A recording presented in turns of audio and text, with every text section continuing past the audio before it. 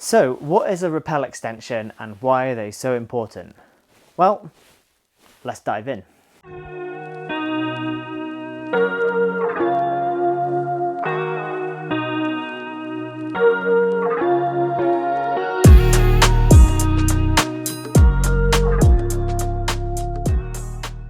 So hello and welcome back to my channel. If you're new here, then my name's Searle and I'm an IFMGA guide based out here in Chamonix. And if you're interested in this type of video and you want to see more, then you can check out some of the other videos that I've done, or also you could consider subscribing, which is completely free, and that way hopefully you won't miss any of the future videos that I'm doing. So what is a rappel extension and why is it so important? Well, to understand what a rappel extension is, we kind of need to go back in time a little bit and have a look at some of the previous methods that people used for rappelling. Obviously, right at the dawn of climbing, when they were climbing with ropes and they didn't have harnesses, they would rappel by wrapping the rope around their body in various different ways and using the friction of their body to go down. Pretty sketchy stuff. Pretty sketchy gear as well. So we've moved on quite a long way from that, thankfully. But about when I started climbing, which was about 20 years ago, I know I don't look that old. Right when I started climbing, it was common to use a system like this. So here I've got my rappel rope set up, I've got my belay device clipped directly to my belay loop,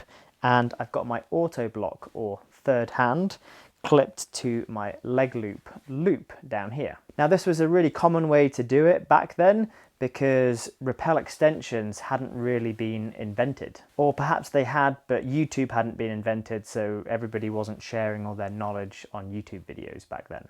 Before this was a thing, putting an auto block on the rope, then people would just hold on to the rope and, if they got hit by a rock or went unconscious, then, they would basically let go of the rope and slide down to the bottom and hope that the knots in the bottom of the rope would stop them from coming off the end if they were doing multi-pitch rappels.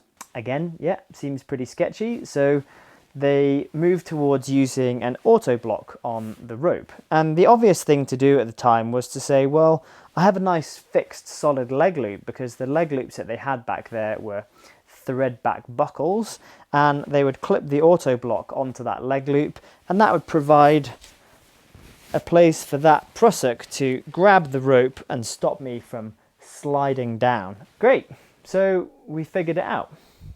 Or did we? Well, one of the big problems with this system is if I twist sideways or I lift my leg up, then this auto block can very easily disengage. Let me show you what I mean. I'm up here and the auto block is holding me in my rappel position, but like I said, if I basically just twist to the side, you can see that I start to move down the rope. Whoop. If I twist back into the center, it stops again. Also, if I just lift my leg up like this, that can disengage the prusik. So, okay, that's a bit of a problem, because really what this is protecting us against is if we're to go unconscious whilst we're rappelling. So I'm rappelling down and a rock hits me on the head. I basically need some way that the belay device and my system is going to stop me right there without my hands being on the rope. Also, there are a few times when we're rappelling, certainly in multi-pitch scenarios, where we might be pulling ropes off ledges or off bushes or spikes, because once we've thrown the ropes down, they get caught on things, and as we rappel down, we need to take them off and throw them off the cliff and get that rope laid down. So having a way that we can go hands-free on our rappel is quite a good system for that. But generally speaking, it's always a good idea to have at least one hand on the dead rope that's coming out from underneath the belay device. One scenario that might mean that you have to take your hands off the rope altogether is if we have to climb back up or across to get to another rappel station. In those situations, it might be worth tying a catastrophe knot in the rope, which is basically just a big overhand loop like so, and that's going to mean that you can go hands-free completely to do your climb across to get to that station. But in an ideal world, it's good to have an auto block that works and is always going to work no matter what position my body's in. Now there's other downsides to using that system as well, is not all harnesses have fixed leg loops that are the correct length to be able to keep you in that position even if you're completely stable. Certain ski touring harnesses, for example, have plastic closures that close the leg loops, and if you were to clip the auto block onto there, well, that's just simply not going to work. The plastic buckle would almost certainly break. Also, some harnesses that have quick release leg loop buckles can be opened. That's also not good as well. Obviously, there's a lot of variation in people's leg loop sizes, their prusik length, and all that kind of stuff that can affect this.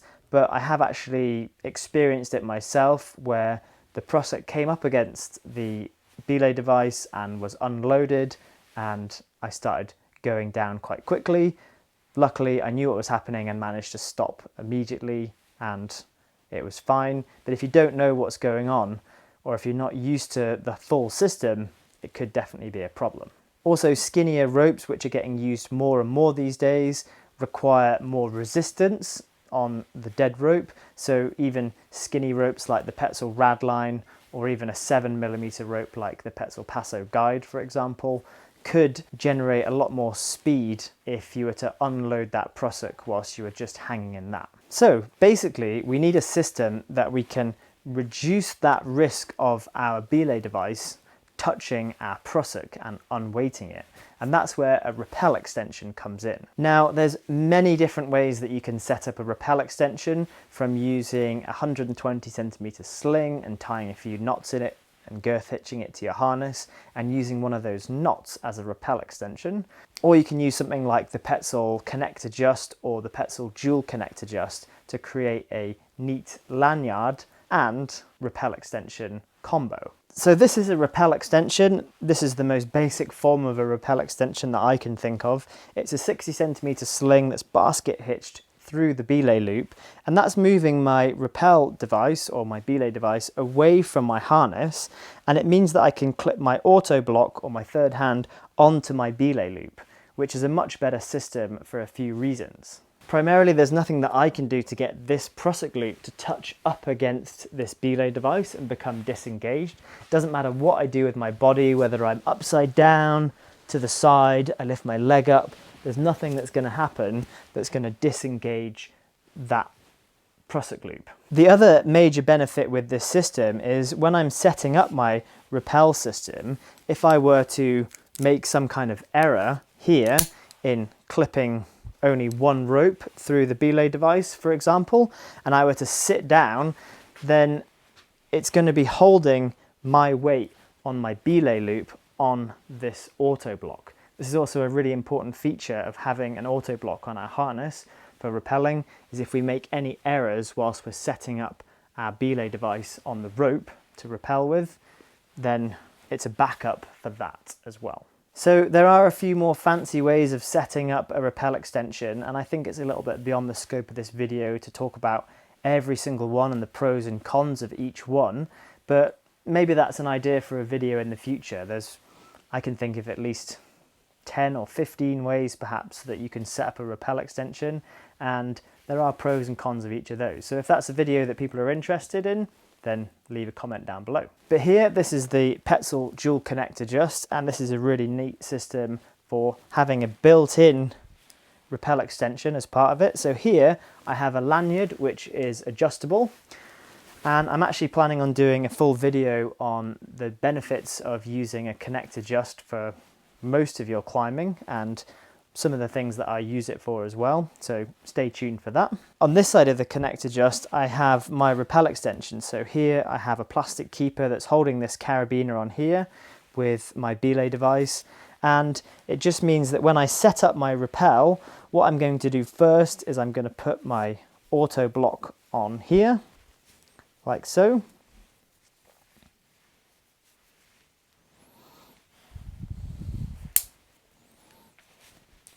And then I can pull slack through like this, and then I can put my rappel extension on here, like so.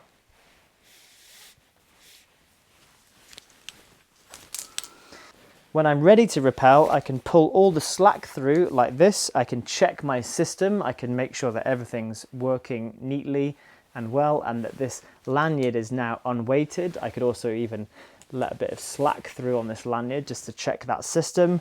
Okay, everything's working hands-free, so that means that it's time for me to take one hand onto this rope, take my lanyard off, stash it away, or sometimes I even clip it onto the pull strand of the rope that I'm going to be pulling down to get the ropes down, and then I can basically push down on this auto block and hold the rest of the rope in my hand like this. So that's a pretty neat system, and it's nice to have a system that has a lanyard and a rappel extension so that you can have both as part of your system for rappelling. Now, it wouldn't be a particularly complete video if I didn't also talk about some of the downsides of having a rappel extension. One of the major downsides is actually my hair, if I had longer hair, is closer to my belay device, which means that it probably could be more likely to get stuck in there as well, which could create problems. But please, if you have long hair, make sure you at least climb with a knife on the back of your harness so you can give yourself a haircut if you need to. And if you do have long hair as well, it's definitely worth practicing how you're going to get yourself out of that situation. Again, that could be another video for me to do. I'll have to just get a wig from somewhere, perhaps. Clothing is a little bit further away, so if you've got short hair, you may be less likely to get like t-shirts and things caught up in that belay device. Another downside to this is, yes, you are adding more material in the fact that you are adding an extra link into this chain like this, but really the benefits outweigh the cons in that situation. Another reason why this isn't ideal is if you have to go over a sharp edge. So let's say you're going across a flat ledge and then down a steep wall. What can happen with this is it can get stuck on the top side and you have to kind of like wrestle it over and get it down. But again, if you practice that in a safe environment, you kind of figure out a system for being able to use that. Another system that you might see or heard of is having the auto block above the belay device and having that auto block extended above like this. So basically you have a rappel extension, but everything's flipped upside down. Now the pros with this system are it is a little bit easier to pass a knot. So if you have some knots in the rope, for example, if you're doing a full length abseil to get just all the way down and out and away from the cliff, or you're, fixing lines on a big wall, or maybe you've got a damaged rope and you need to isolate that damage on one of the strands, then you might have to pass that knot, and this system can actually be a much better way of doing it than having the belay device at the top. But the downsides with this system are that this prusik can get quite heavily loaded, and it can be quite difficult to unload that after you've bounced up and down on it a few times, for example. So it's not the smoothest, and it's definitely not the easiest way of doing it, which is generally why I default to having my belay device at the top and my auto block below. Also, having the auto block below, it's holding less weight on the rope because it's redirecting through the belay device, so it really only has to hold that dead rope underneath. So there you go. Hopefully that video has been useful and you have a little bit more of an understanding about rappel extensions now and why we currently use that system. That's not to say that in another 10 years time there's going to be a much better solution out there. If you've got any thoughts or ideas or questions, then feel free to go down there and write a comment. I try and read all of the comments on YouTube at the moment. If you haven't already, then make sure you head down there and hit that subscribe button. That's really going to help me to grow this channel, and also means that you're not going to miss any of the future videos that I publish. Thanks very much for watching. I'll see you next time.